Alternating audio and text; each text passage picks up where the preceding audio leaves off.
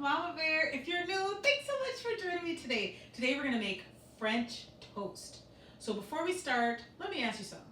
Did you ask your parents, could you cook in the kitchen? Because once they say yes, then you can cook in the kitchen. Let me ask you something else. Have you washed your hands with hot, soapy water for 20 seconds? Good. Yes, do that. Let's go. Let's get started. Okay, for today's ingredients, our main star is bread. If you have a thicker, heartier bread, this is called Texas toast, so you guys see how thick that is? This is perfect for this kind of recipe. If you don't have this kind of bread, you could use regular bread, but you want to let it just sit out for a while and get a little firm. Otherwise, if it's too fresh and soft, it'll just disintegrate in the batter. You could also use this stuff called English muffin bread. This is really good too. It is a bread that's got slightly little holes in it, but it's a nice firmer texture, and this will also hold up well in the batter. You will need an egg, a little bit of nutmeg, like a couple dashes. We will use about 1/4 of a teaspoon of cinnamon, maybe 1/4 of a teaspoon of vanilla, and then we will need about 1/2 cup of milk, and a capful or so of oil, which is about a couple of teaspoons. For our equipment, we will need 1/4 of a teaspoon, a spatula, a whisk or fork, a glass liquid measuring cup, and then a bowl that is big enough to accommodate or fit your bread in. Oh, one last thing. We need a skillet or a fry pan. So today I'm going to use a cast iron skillet, but any kind of skillet, ideally with a non-stick bottom, will work out perfect. Okay, first we're going to start by preheating our pan. I'm going to turn it on medium heat, which is number 4 on my stove. And so I'm going to allow this to get hot while I am making the batter. So now I'm going to come over to my batter bowl. I'm going to start with my egg, and I'm going to crack it on the side. And then I'm going to put it in my bowl. Yay, I don't have any shells in here. I'm going to put in my trash can, and I have my little towel. I'm just going to wipe my hands on. Okay, now next what I will do is I'm going to add milk.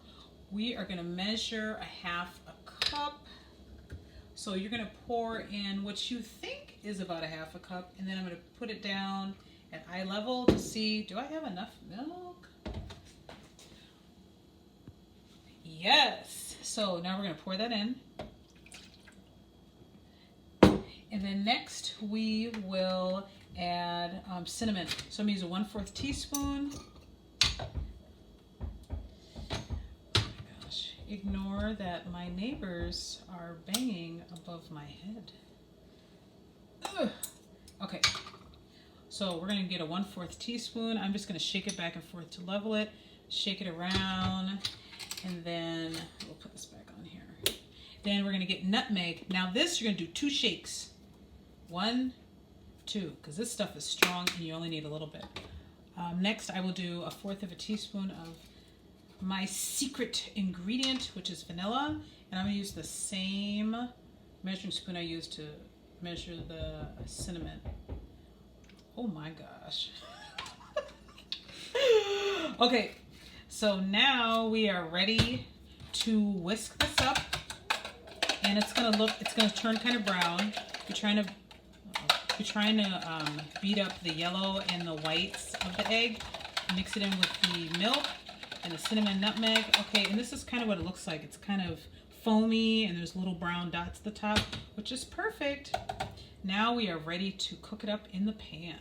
The pan is hot. The batter's done. You guys will notice that all the bubbles kind of settled down, and you can see all those brown flecks of delicious cinnamon and nutmeg goodness. So it's all ready. And then I cut a few pieces of bread because I'm going to show you guys regular French toast, and a variation is French toast sticks. So first we're going to add some oil to the pan so the French toast doesn't stick. I could use the cap, but I'll be professional and use about a teaspoon of oil. So I'm going to measure this. I'm going to just drizzle it around. I'm going to see if that's all I need. So I'm just, because this is cast iron and this handle gets hot, I'm going to use an oven pad, or it's not an oven mitt because it's like not the glove part.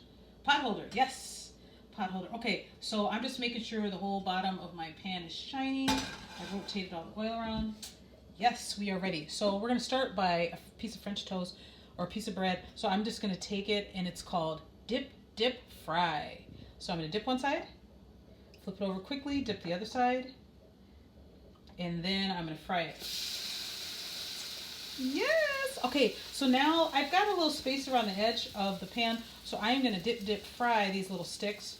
Dip, dip, fry. It could be a dance, but I will not dance today. Dip, dip, and then fry. Okay, I'll leave it there because I don't want them to all start sticking together. So while this is frying, what I did to make the sticks is I just took one of these pieces of bread. I took a serrated knife, which means a knife with ridges or teeth, and I just slowly sawed back and forth, and I just made 1/3 cuts, and then I got these little sticks. Okay, I am gonna check to see, is this done? So I'm gonna take my spatula, I'm gonna hold my handle for safety, and I'm just gonna lift up a little bit to see, is this golden brown under here? Okay, let's see. Is it golden brown? Almost. It's sticking over there a little bit. Okay. So I am going to check again. Okay, this is looking pretty brown and pretty beautiful on one side. So I'm going to flip it over. Ooh, yes. Now, these little or tiny pieces, let's see, are these done? Yes, they are. Uh-oh. That's not supposed to lean on there. And you're trying not to squish your bread like I did. You guys see that? How I kind of messed it up? Okay. Woo! Okay, so you're going to allow it to get brown on both sides. One side takes about a couple minutes. Then you flip it over, and then you get a couple minutes more, and then you're done. So I'm going to cook up the rest of this, and I'll show you what it looks like when I'm all finished. Okay, you guys, I'm all done. Here's my French toast. So things you can do with this, or what you can put on top to make it taste even better, is you can put on whipped cream, you can do syrup, you can do powdered sugar, you can do berries, Nutella, chocolate syrup, jam. There's all kinds of stuff. A lot along the lines of pancakes. So I want to just show you a quick little trick. If you have a little thing called a strainer or a sifter, you can take this, or it could be a big one. You put your powdered sugar in here and you shake it around, and it looks like it's snowing on top of your French toast. I would do it to show you the effect, but if it's still too hot, it'll just melt and you won't see it. So you gotta let it cool just a little bit, and then you can see that really pretty effect.